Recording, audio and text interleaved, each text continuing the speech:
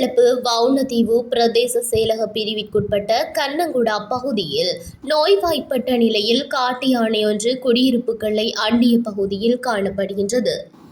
நேற்று 26ஆம் தேதி முதல் குறித்த யானை குறித்த இடத்திலேயே சஞ்சரித்து வருவதாக பிரதேச மக்கள் தெரிவிக்கின்றனர்.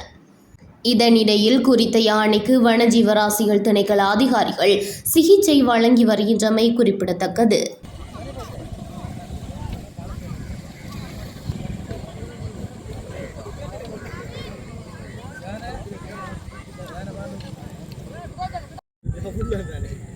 இல்ல கிட்ட விட்டு